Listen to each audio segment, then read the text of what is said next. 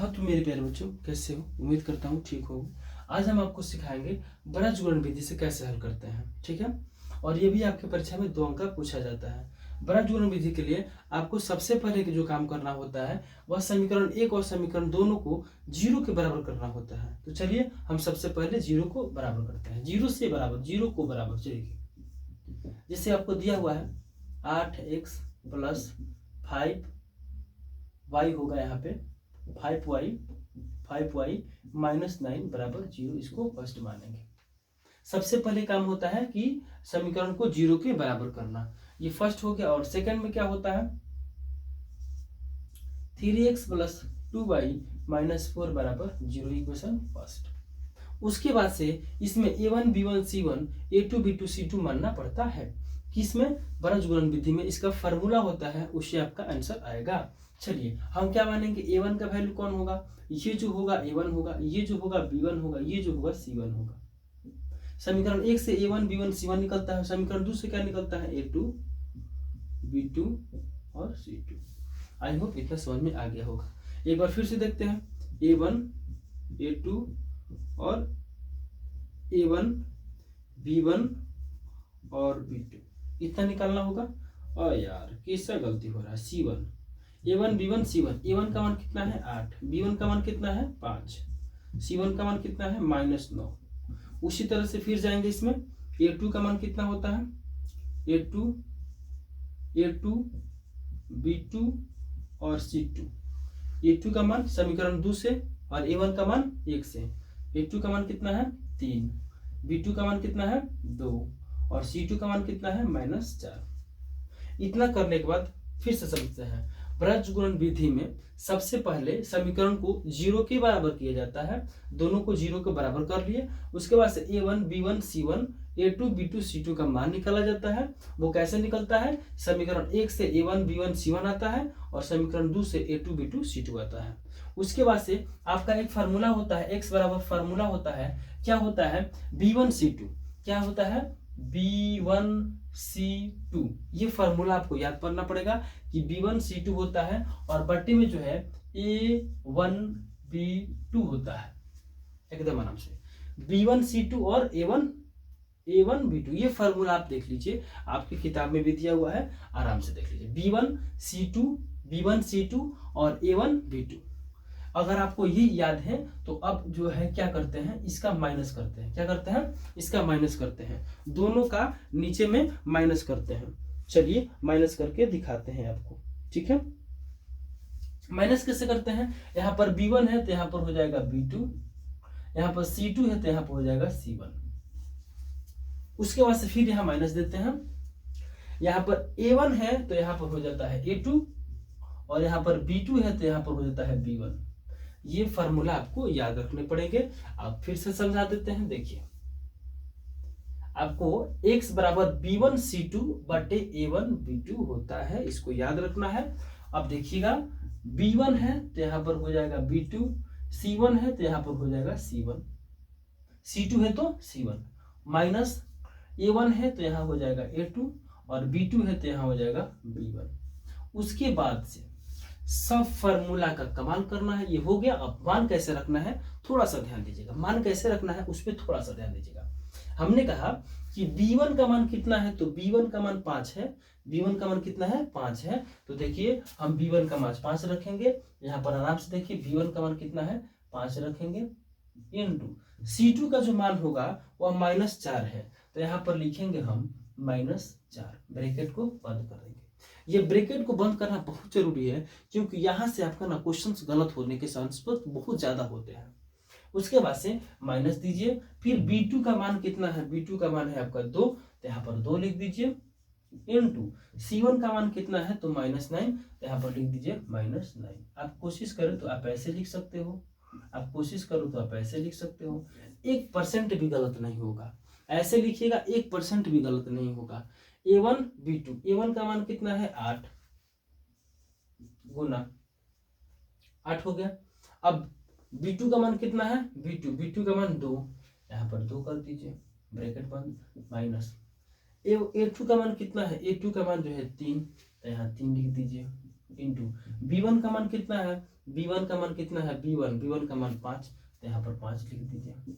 जो बाबू गड़बड़ होने वाली बात है यही बात है, तो आप ना इसको ऐसे ब्रैकेट कर दीजिए, कोई दिक्कत नहीं है।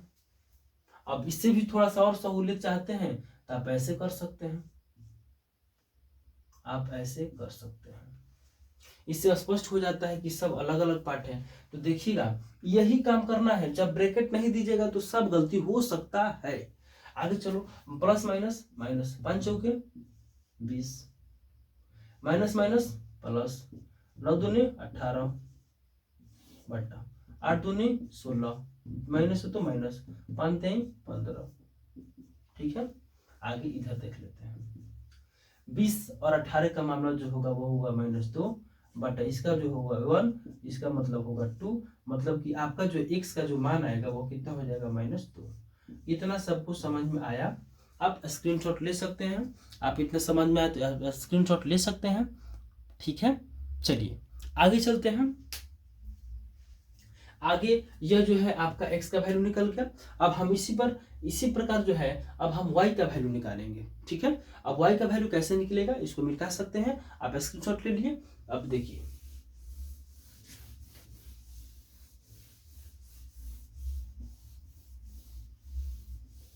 C1A2 इसका फॉर्मूला होता है C1A2, केवल याद रखना है C1A2।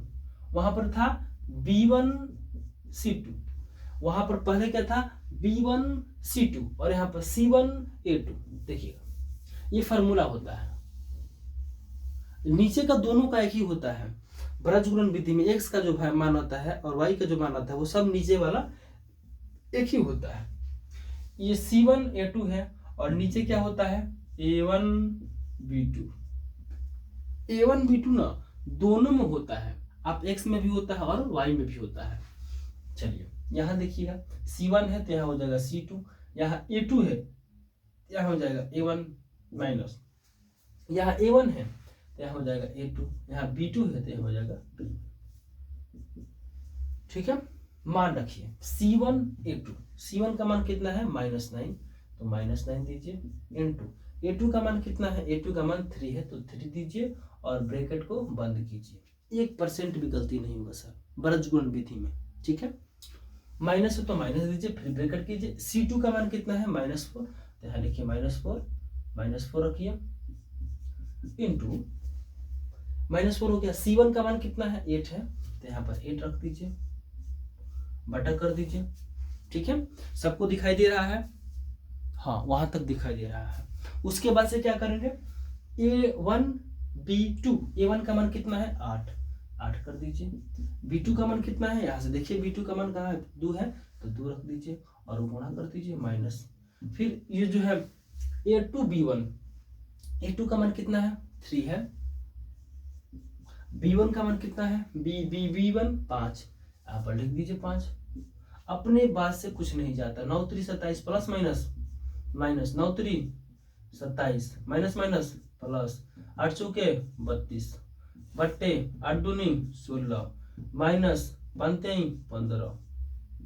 27 में से 27 माइनस में प्लस में 32, इसका जोड़ घटाव करोगे तो कितना होगा 5 बटा 1 मतलब होगा 5।